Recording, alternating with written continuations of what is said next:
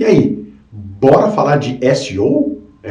Cara, a gente vai abordar aqui os benefícios de uma estratégia de SEO para construção e comunicação da marca e como a gente deve operar um projeto de SEO integrado às outras iniciativas digitais da marca. Olha só, quem vai trazer isso é Anderson Fagundes. Vamos falar bastante de SEO aqui hoje, então presta bastante atenção. Publicitário formado pela PUC Rio Grande do Sul, com 12 anos de experiência em SEO e Google Analytics.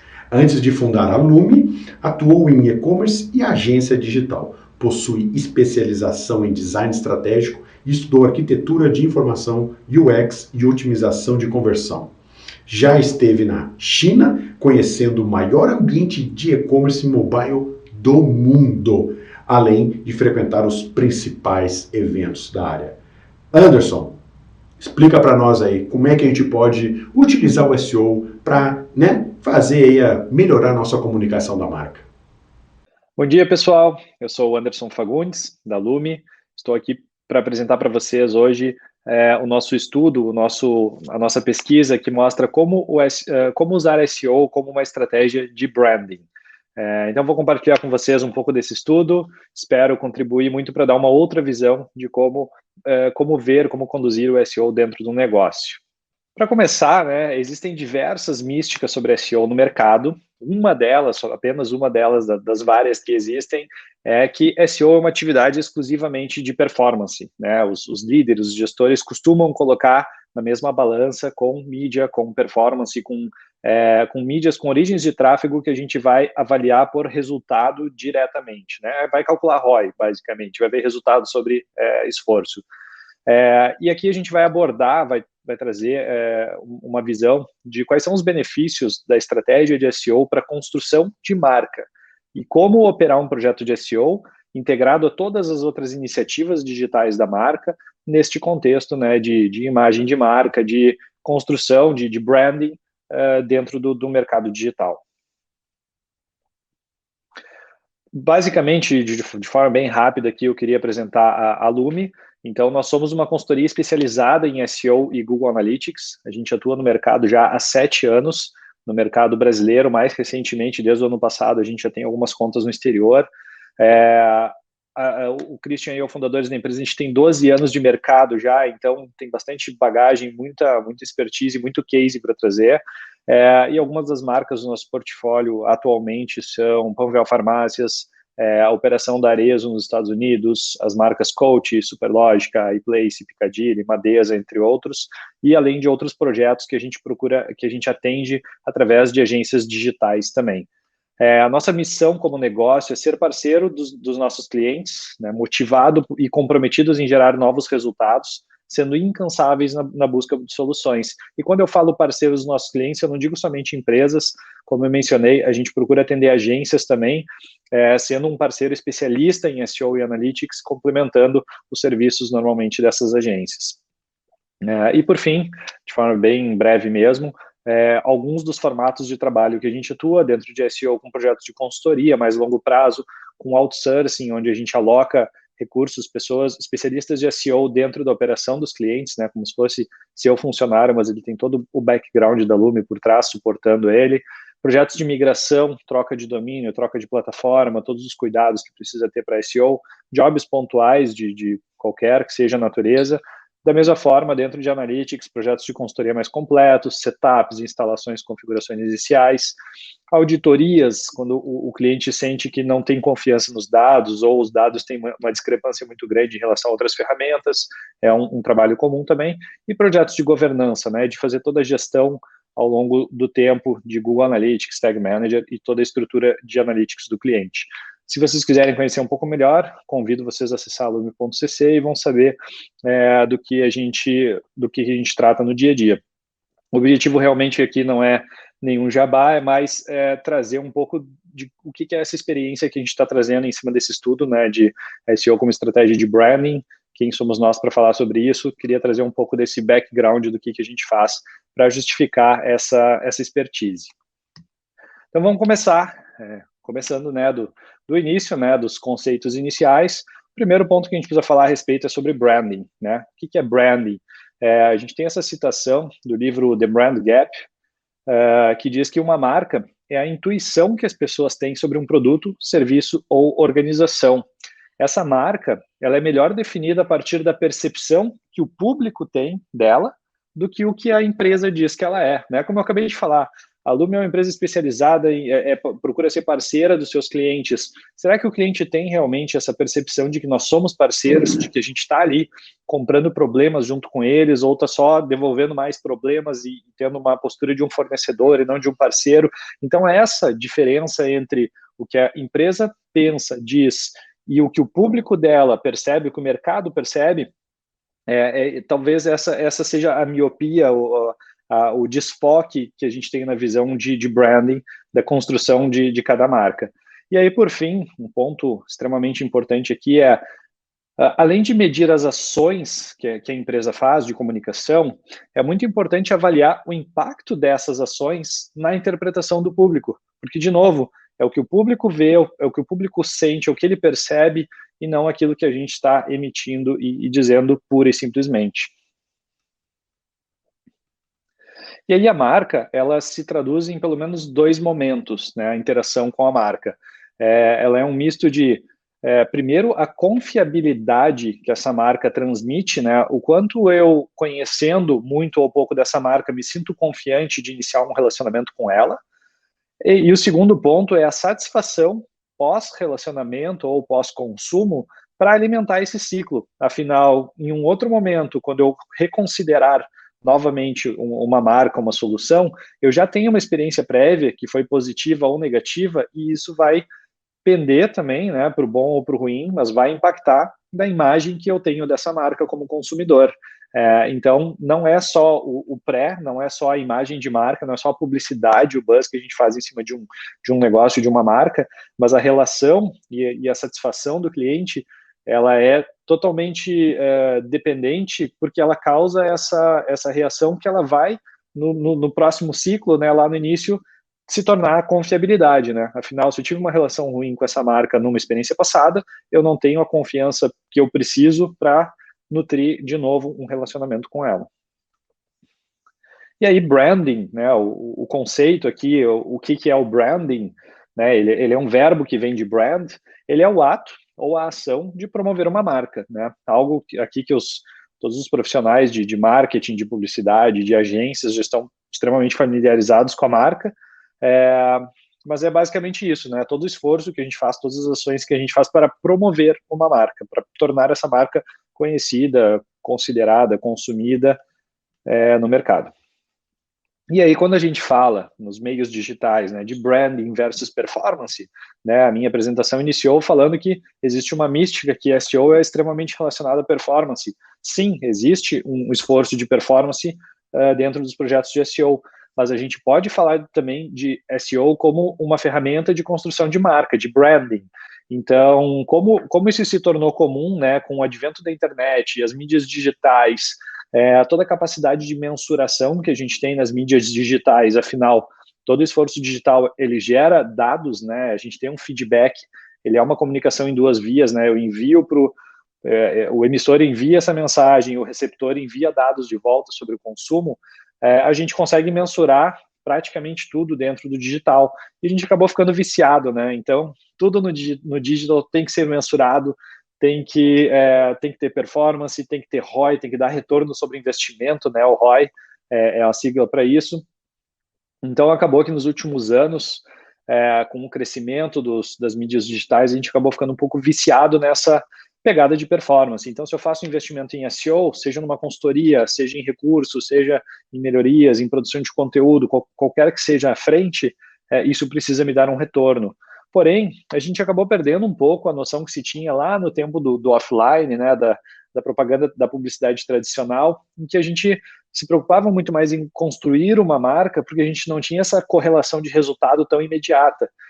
Então, precisava muito mais construir uma marca forte no mercado, e isso, obviamente, é um esforço mais difícil, ele é mais subjetivo, ele é mais difícil de ser mensurado diretamente, não existe uma métrica que te diga, olha, você incrementou 2 pontos na sua imagem de marca, não existe isso na prática.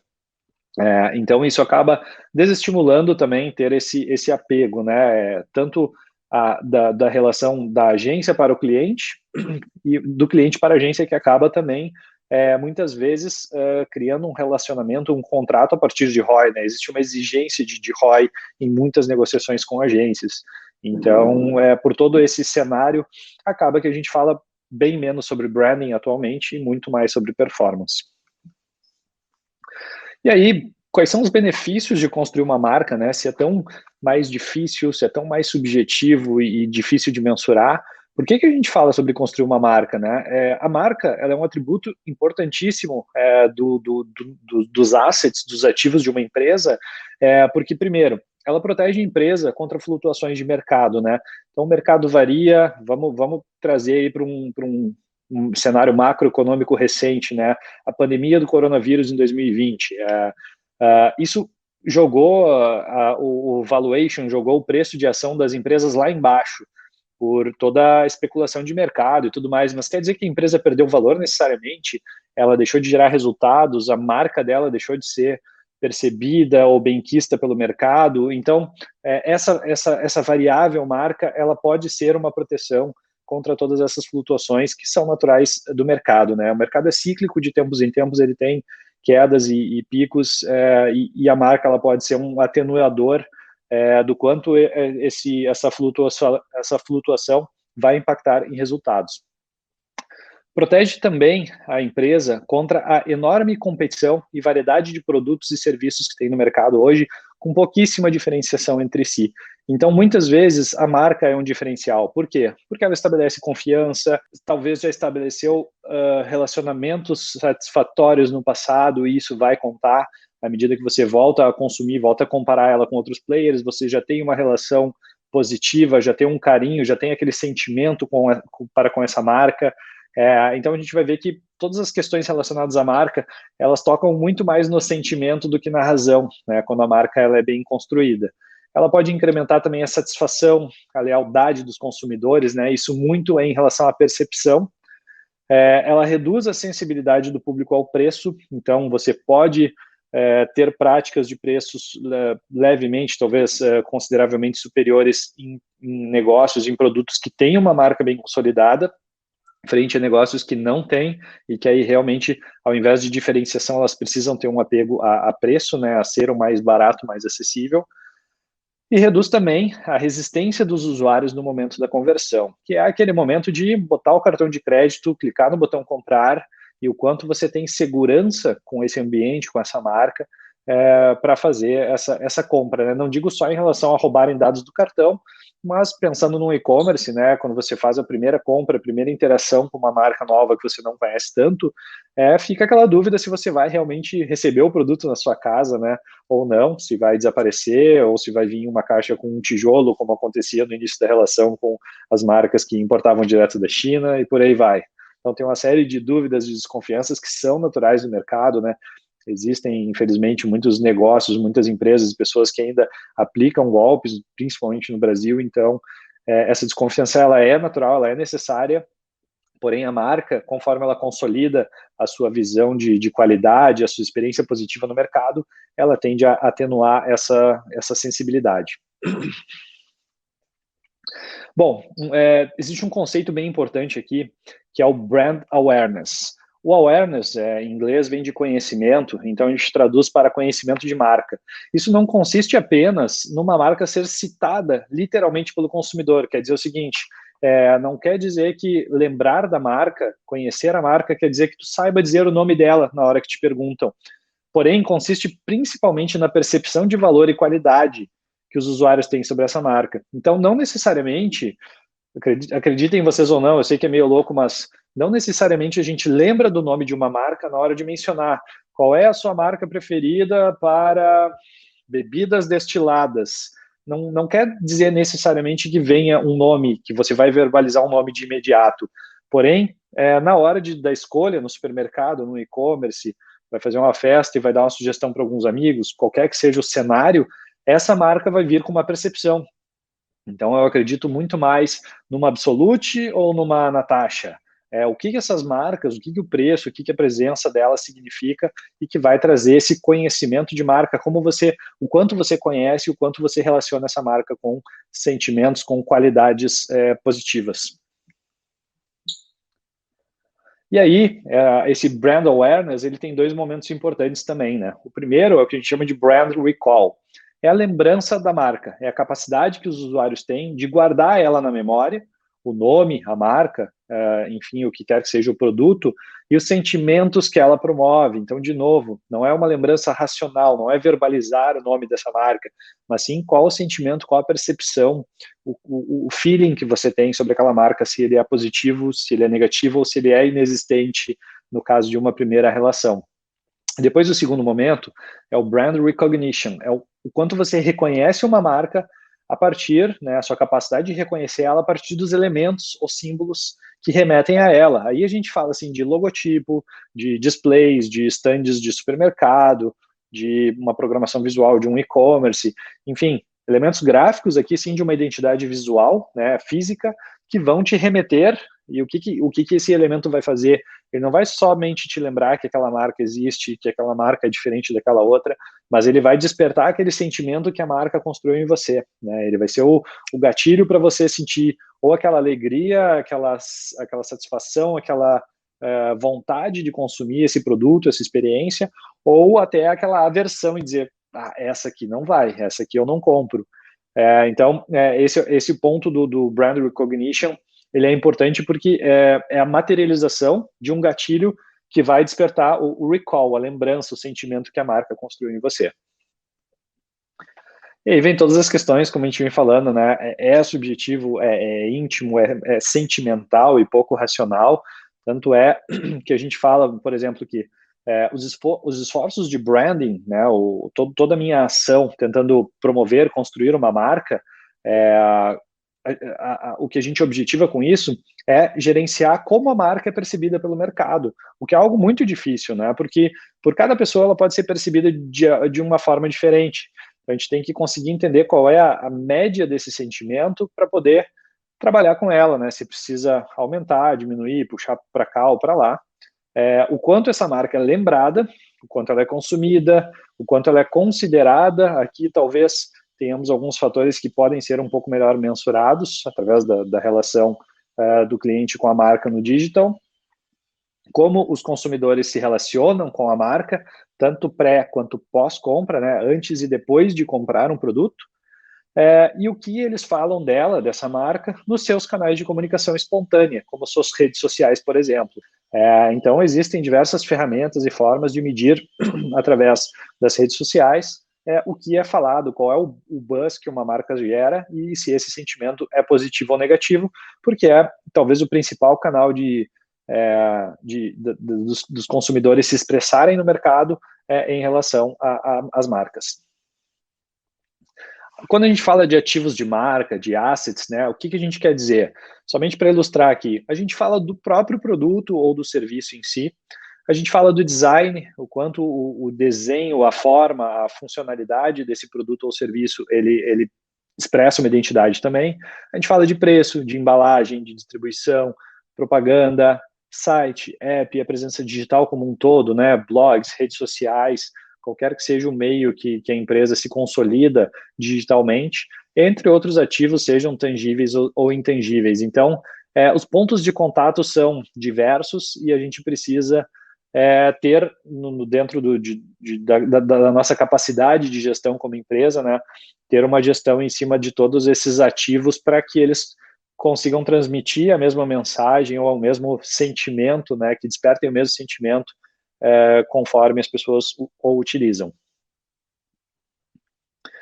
E aí, um pouco mais sobre brand awareness, né? Aqui talvez a gente traga um termo um pouco mais conhecido, mais comum, que é o top of mind. Existe uma pesquisa já antiga, né, bem consolidada, chamada top of mind, que ela ela trata das marcas mais lembradas, né?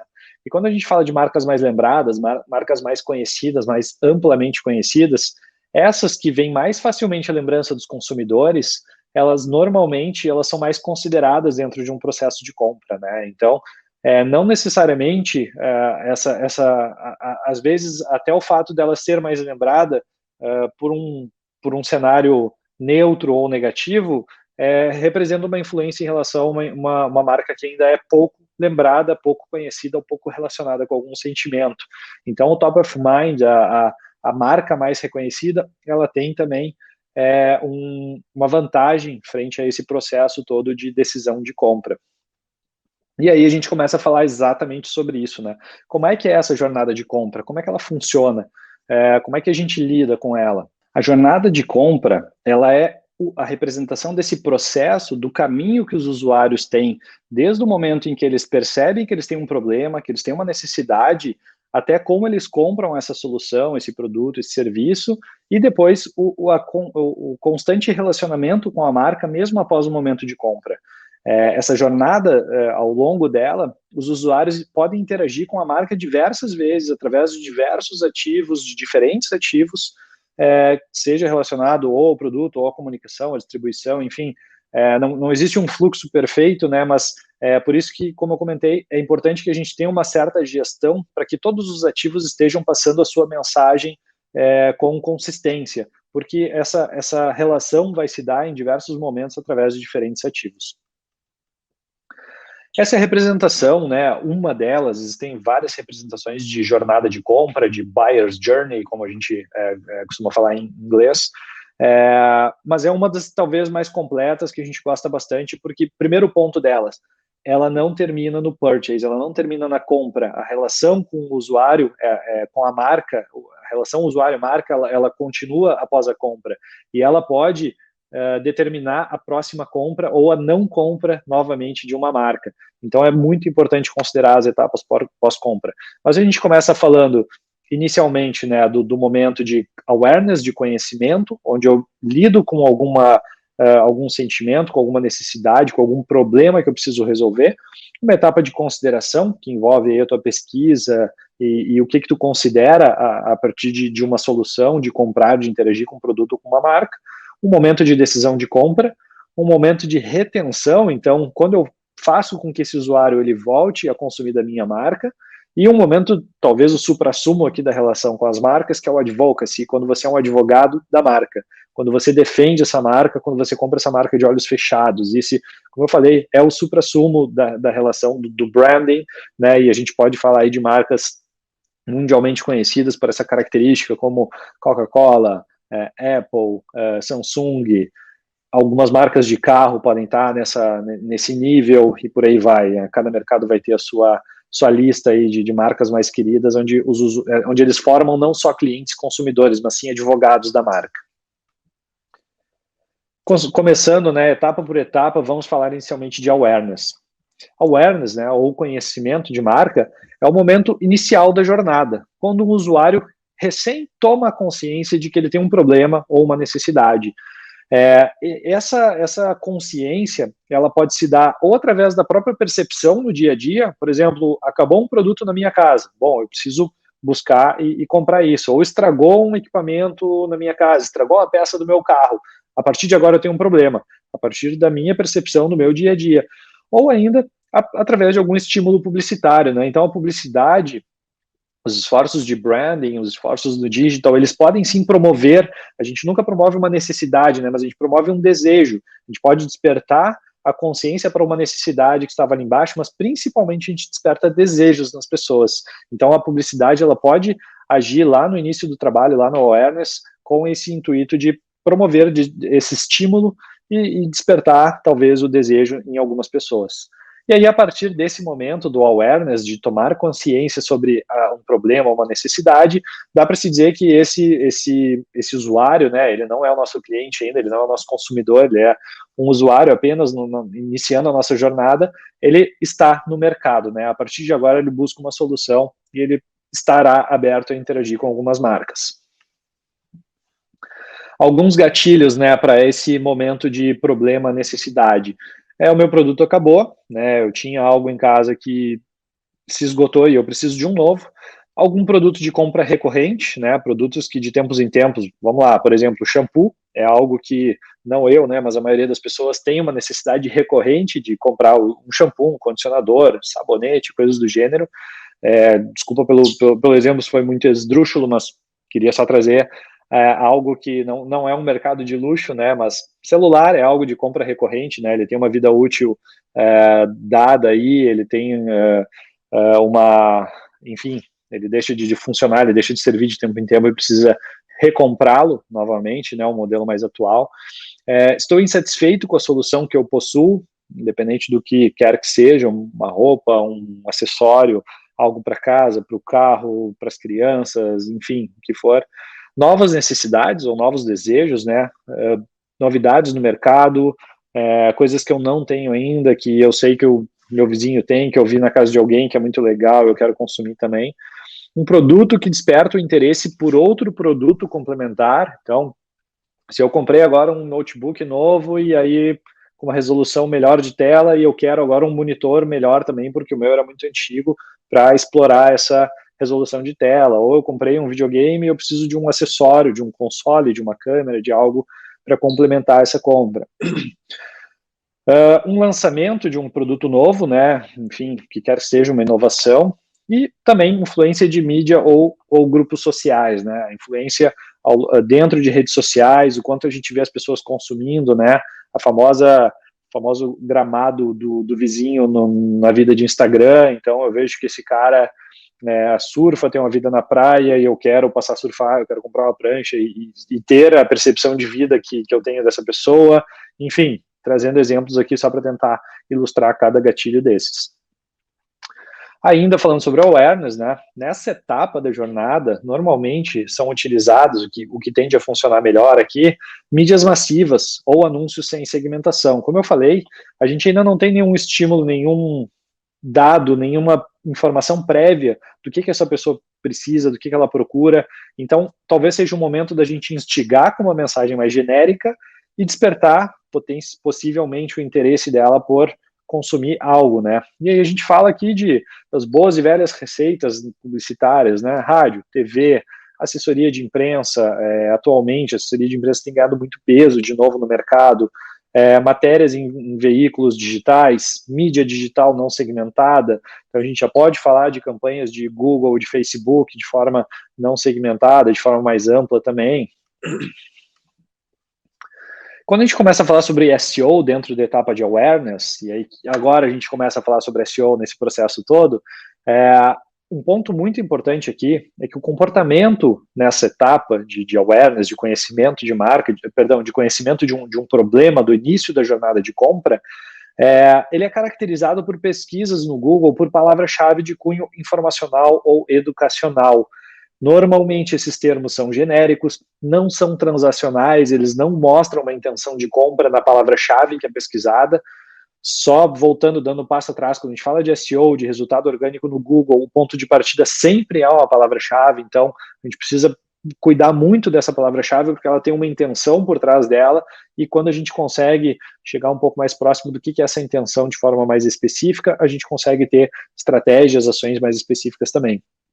Então, são termos genéricos, né? Intenções de busca mais amplas, não tão definidas por trás dessa palavra-chave, não transacionais, não demonstram intenção de compra ainda, normalmente não contempla nenhuma marca ainda nessa etapa, e esses termos normalmente, termos mais genéricos, palavras-chave genéricas, têm um volume de busca muito alto e também, consequentemente, tem uma concorrência muito alta. Então, às vezes, a gente se pega pelo ego, né, do volume de busca. Eu quero imprimir para esses milhões de pessoas que buscam essa palavra, mas precisa ter a estratégia certa nesse nível, né, da jornada do usuário.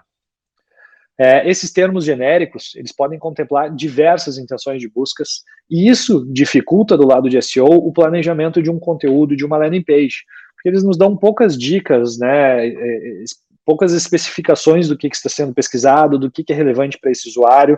Então tem que aprofundar bastante a pesquisa e talvez ser bastante genérico no conteúdo. Talvez você tenha aqui um conteúdo mais longo, que precise abordar de tudo um pouco, para a partir daí, né, dependendo da boa experiência que a sua interface promover, você vai conseguir filtrar, afunilar esse usuário para algum conteúdo e deixar essa busca mais específica ou não. E aí, nos dias de hoje, né, mais recentemente, nos últimos anos, é muito comum que os usuários façam perguntas para o mecanismo de busca, né, esperando uma resposta direta.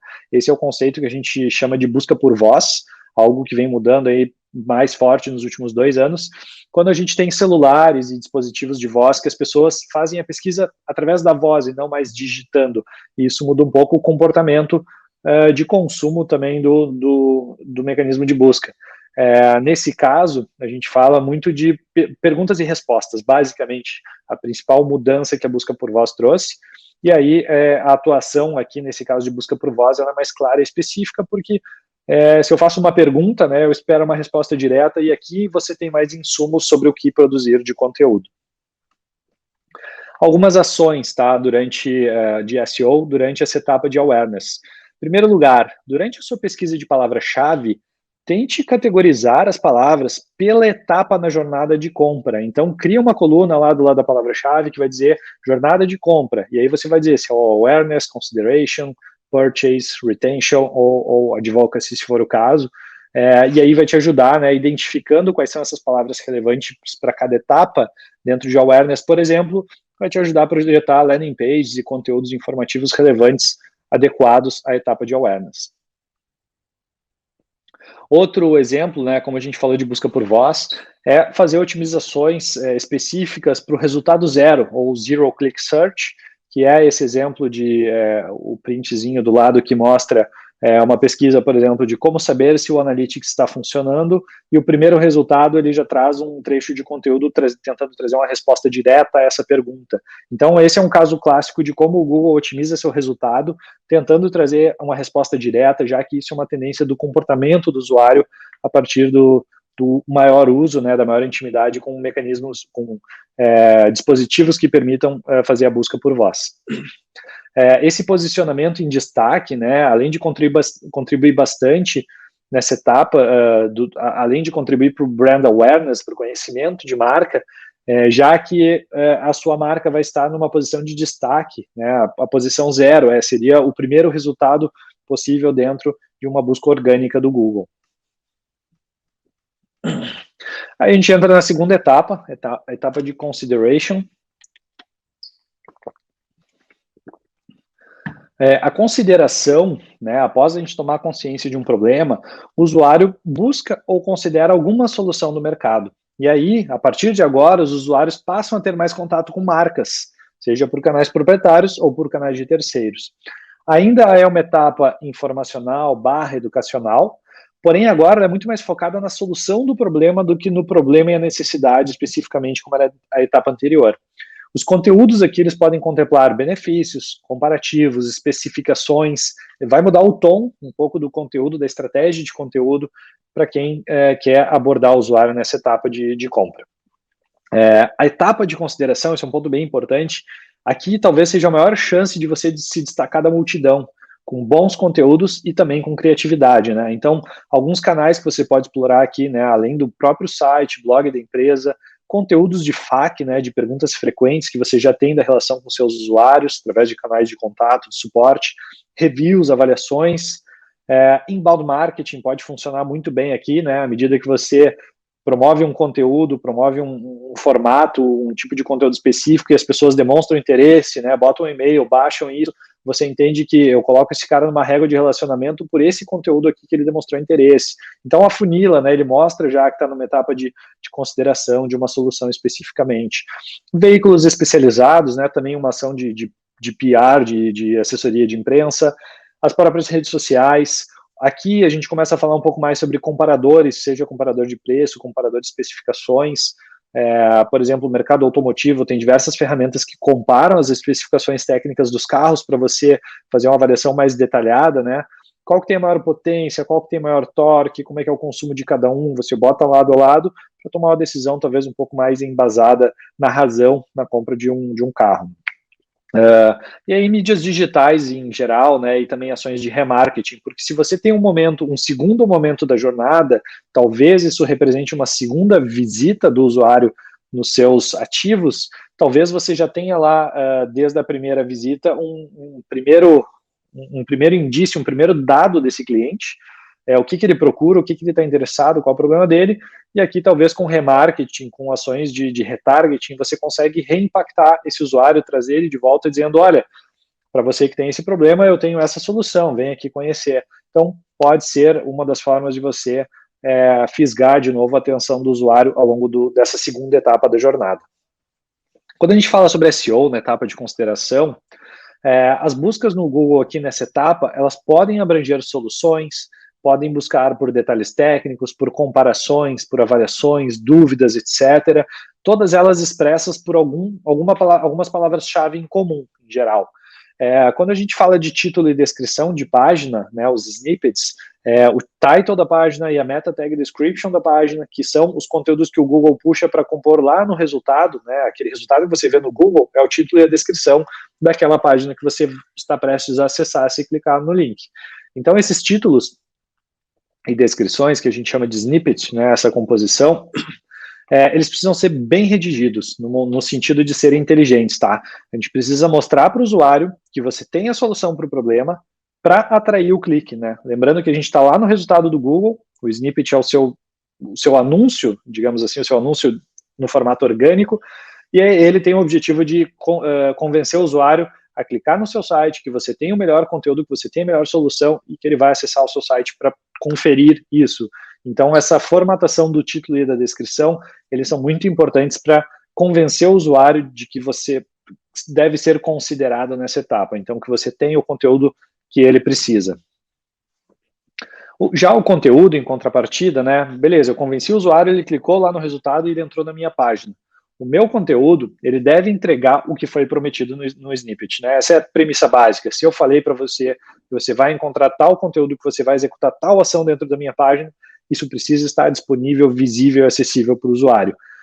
Com uma boa arquitetura, uma boa navegação, né, que ele consiga lidar, navegar e interagir com os elementos corretos com facilidade, independente do dispositivo, se eu falo de um celular ou de um computador, usando links e call to actions, né, as chamadas para ação, qual o verbo que você vai executar aqui, pode ser um botão, pode ser uma chamada, enfim, usando os links e call to actions para, por exemplo, seus conteúdos de perguntas frequentes, as FAQs, para tabelas comparativas, para vídeos tutoriais. Então, faça chamadas, faça relações com outros conteúdos complementares mais específicos para essa etapa de consideração, né? Para trials, para vídeos de tutoriais mostrando como a sua ferramenta, como o seu produto é utilizado, ou ainda outros recursos que tenham essa característica de justificar a decisão do usuário em relação à solução do problema dele. Algumas palavras-chave que a gente encontra que caracterizam um pouco mais essa etapa de consideração podem ser melhor alguma coisa, o produto tal mais barato, comparação, comparativo um versus o outro, o review, né? Eu quero um review do iPhone 12, uma avaliação desse produto, eu quero uma alternativa para a ferramenta tal, e algumas outras também que podem caracterizar esse momento de consideração. Eu estou levantando as informações técnicas mais específicas para definir se essa é a solução para o meu problema. E aí, tanto o conteúdo quanto a estrutura técnica e navegação da interface do seu site, por exemplo, eles devem ser orientados a ajudar o usuário a tomar a sua decisão de compra. Esse é o seu objetivo nessa etapa. Eu preciso ajudar o usuário a decidir se ele vai comprar de mim ou não. Então, pense toda a sua estratégia para essas landing pages nessa etapa, para essas palavras-chave, com esse foco. Quando a gente entra na etapa de purchase, né, a sua decisão de compra, o usuário já avaliou todas as informações, ele encontrou a solução que vai resolver o problema dele, ele encontrou algumas soluções, e agora é o momento dele definir qual a marca que ele vai consumir, de quem qual é o site, de qual empresa que ele vai comprar. A decisão em questão não é mais a solução, ele já sabe quais são as soluções que ele tem, mas aqui pesa muito mais a confiabilidade da marca, as experiências prévias também para determinar se ele vai comprar ou não. Aqui outros pontos que vão fazer muita diferença, né, atributos como o preço, a localização geográfica, né, ela pode impactar se é um produto físico, se tem um range de entrega ou não, como é que é o prazo de entrega para essa localidade, se é algo importante que eu preciso ver, sentir, testar pessoalmente antes de fazer uma compra online, e bem como consultar serviços de avaliação, como por exemplo o Reclame Aqui, Ebit, outras empresas que têm esse cunho de avaliar se a empresa é confiável, se ela é boa, se ela resolve problemas ou não.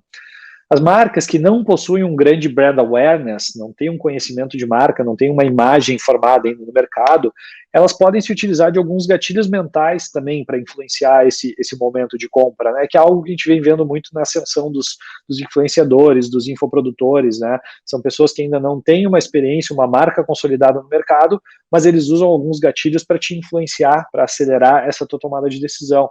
Então, prova social, né? Você vê lá quantos depoimentos ele tem dos clientes, mostrando que a solução dele realmente funciona. Exclusividade, isso aqui é só para você, é só agora, é só para quem está nesse grupo. Novidade, né? Tentando pegar os early adopters, quem quer comprar inicialmente isso. Escassez é só até hoje, se você não comprar hoje, esse preço vai dobrar.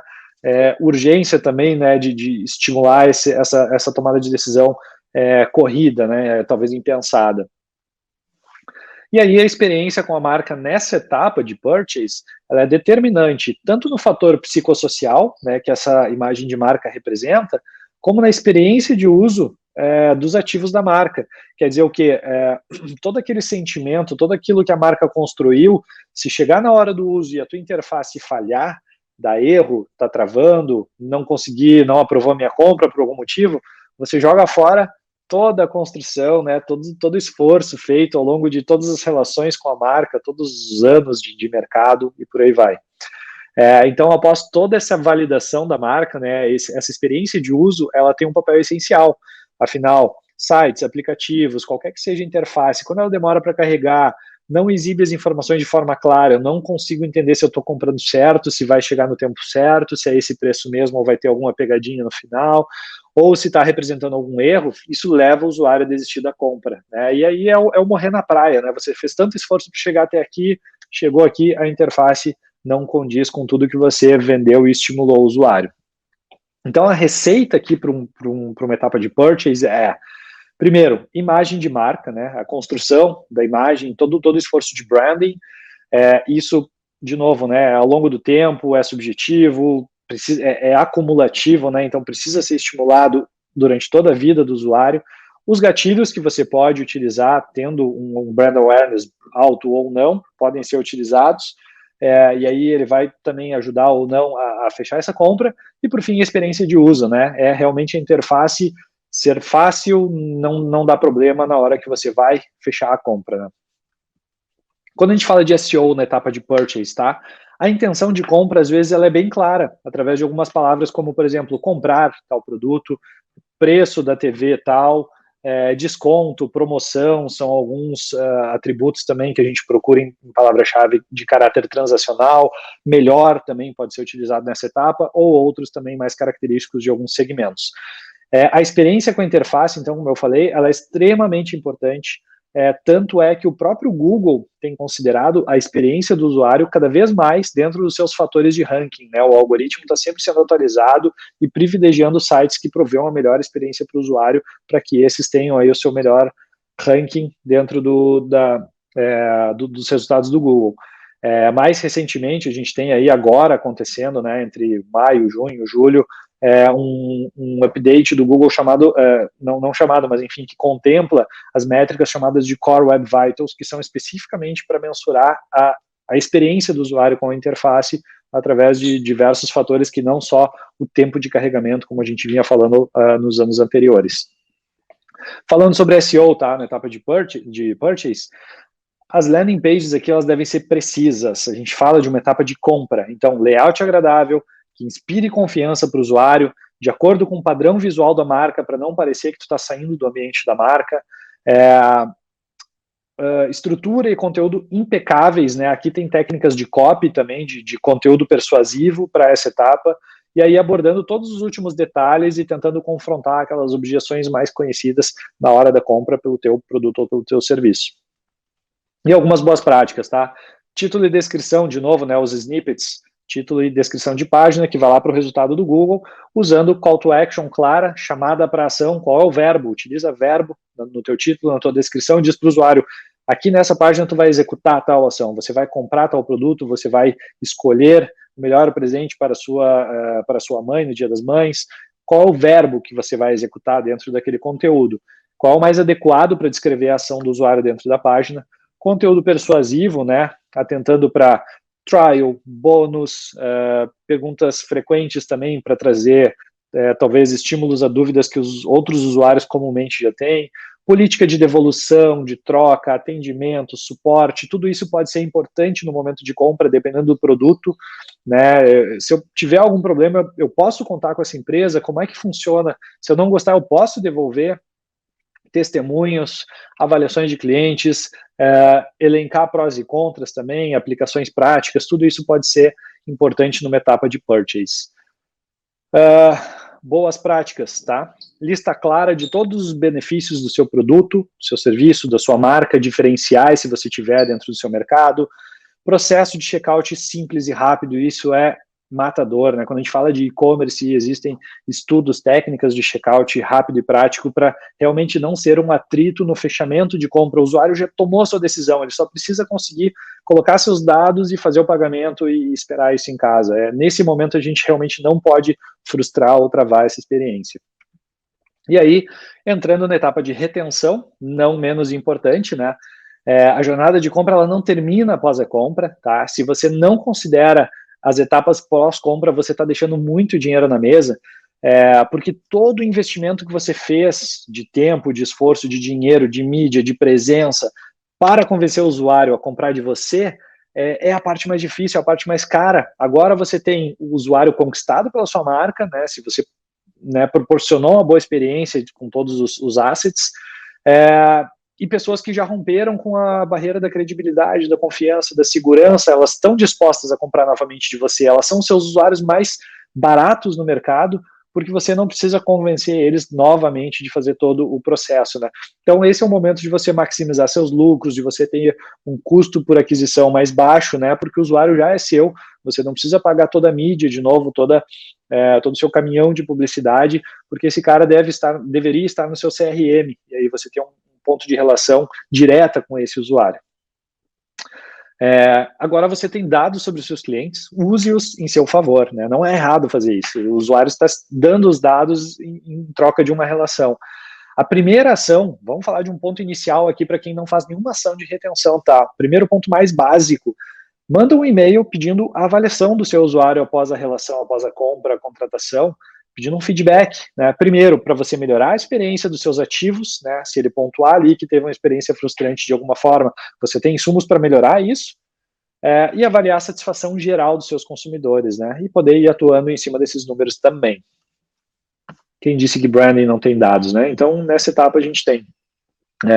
A satisfação dos seus clientes, ela vai somar ou vai subtrair da sua marca, ela é literalmente uma pontuação.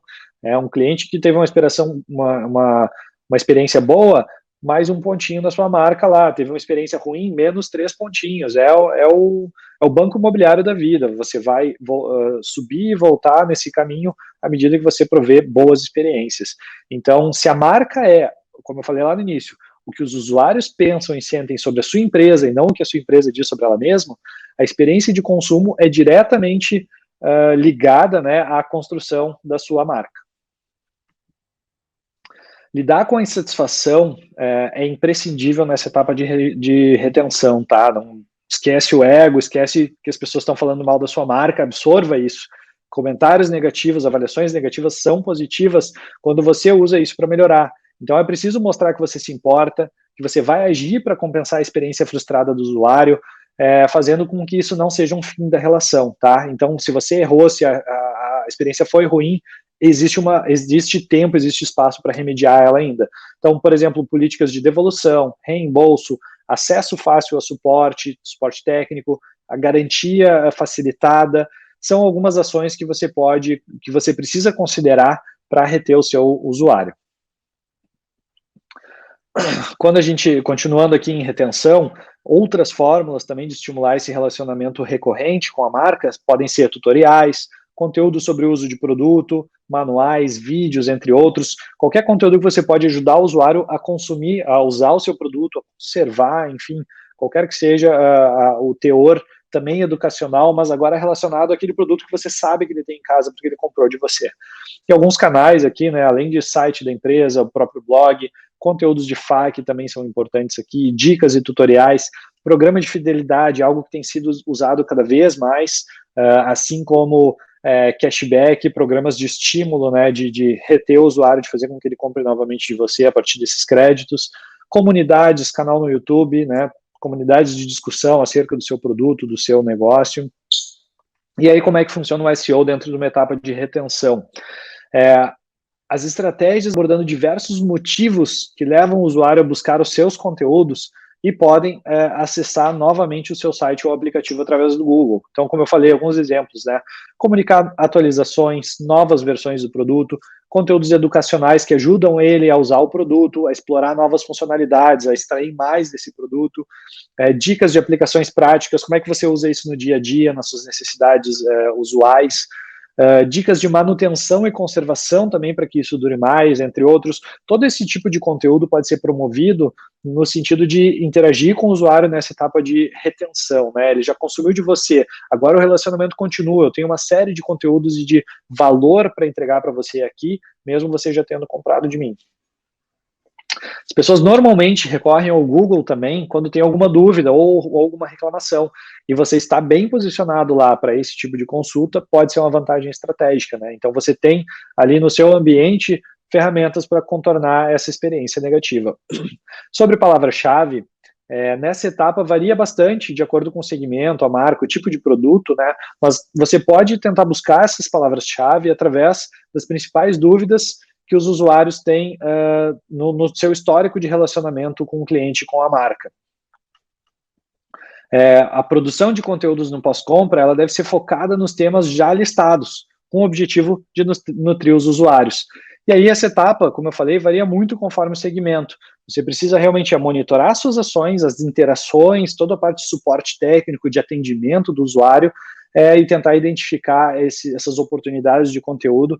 Aqui o Google Analytics é o teu melhor amigo também, porque ele vai te mostrar quais conteúdos estão sendo mais consumidos ou menos. Em SEO, né, como eu falei, conteúdos para blog, posts educacionais, treinamentos em vídeos, webinários mostrando o uso do produto, atualizações e upgrades e por aí vai, como a gente já comentou, algumas estratégias de conteúdo para essa etapa, né, trials também, testes. E por fim, o advocacy, né, o advogado da marca é aquele cliente extremamente satisfeito que divulga os seus produtos, que defende a sua marca contra acusações também no ambiente digital. Uma estratégia que beneficia também em SEO pode ser você criar o próprio ambiente de discussão, né? Você ser o promotor desses ambientes, o dono desses ambientes, criando fóruns de discussões, comunidades com seus usuários, para que você detenha o conteúdo a partir de todas as trocas que os seus usuários estão fazendo. Por fim, alguns canais comuns, né, na etapa de advogados da marca, redes sociais, fóruns de discussão e comunidades, dependendo do segmento, funciona muito bem, além do próprio marketing de referência, né, do word of mouth. E aí, para fechar, falando sobre SEO, um pouquinho mais, né, o SEO ele precisa ser muito mais do que apenas tecnologia e conteúdo, ele precisa ser estratégico, ele precisa ser colocado dentro das estratégias de comunicação da marca como um todo. Sim, ele é considerado como uma mídia também, apesar de você não pagar para estar lá, precisa estar dentro da sua estratégia de presença digital como um todo, e ainda preservando as características de operação de SEO que são extremamente diferentes de mídia, por exemplo. Antes de definir o que você vai otimizar no seu site, no seu conteúdo, você precisa perguntar para o mercado, né, precisa entender do mercado através de um diagnóstico de presença orgânica, quando a gente chama, para você compreender o que os usuários buscam sobre a sua marca, sobre o seu produto, e aí você orienta, assim, toda a experiência a partir desses insumos, né? Após toda essa busca de dados, você vai orientar as estratégias a cada etapa da jornada de compra. E aqui você vai falar sobre quais conteúdos precisam ser produzidos, como é que deve ser a estrutura técnica e a experiência de uso para cada um desses momentos, e principalmente também quais os relacionamentos que você pode promover no mercado, de forma a construir menções à marca, links para o site, né, o famoso link building, porém colocado aqui num contexto estratégico, né? Como você vai construir isso a partir do que você tem e do momento da jornada de compra. Quando a gente fala de SEO, né, a gente normalmente fala sobre tecnologia, conteúdo e reputação. A reputação sendo a quantidade e a qualidade dos links que você recebe de outros sites, isso tem um amplo impacto em resultado, porém existe uma ordem de dependência, né? Você só recebe links de outros sites se tiver um conteúdo muito bom e o seu conteúdo e a sua reputação só vão ser consideradas se você tiver uma estrutura técnica que o algoritmo, que o robô, que o sistema todo automatizado possa compreender. E lembre-se, por trás de toda a palavra-chave existe uma intenção. Isso é extremamente importante de cuidar. Quando você olhar para uma palavra-chave, esqueça o Excel com volume de busca. Procure tentar adiantar qual é a intenção de busca que existe por trás dela. Isso é muito mais enriquecedor. Como é o SEO no cenário de branding, né, quando a gente fala de marcas bem posicionadas, marcas com uma boa imagem de marca, marcas que estão bem posicionadas nos resultados orgânicos do Google, elas ganham em visibilidade, ganham em autoridade, em credibilidade, em engajamento, e o que consequentemente contribui também para o seu reconhecimento de mercado, para a sua imagem de marca.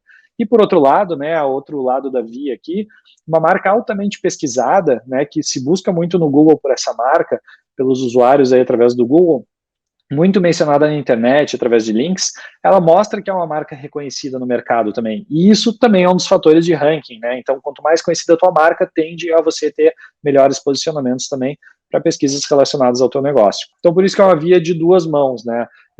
O bom posicionamento, ele é sempre benéfico. Primeiro, porque ele vai fazer a marca ser mais conhecida, e a marca ser mais conhecida vai fazer com que ela ranqueie melhor também. Então, acaba sendo um ciclo aqui.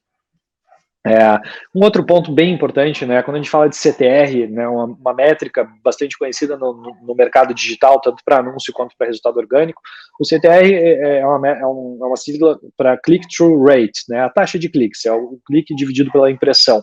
Ele também é um fator de desempenho de SEO, né, e a confiança, ela é um fator determinante para o clique, né, você só clica naquela marca se ela inspirar uma confiança, e isso é mensurado através do CTR, né, a proporção de cliques que você recebe. Então, marcas mais conhecidas, mais confiáveis, tendem a ter CTRs melhores. Então, o CTR também vai ser um indicativo, vai importar também para o seu resultado no Google, mas vai ser um indicativo se o seu resultado, se o seu conteúdo está inspirando confiança nos usuários ou não.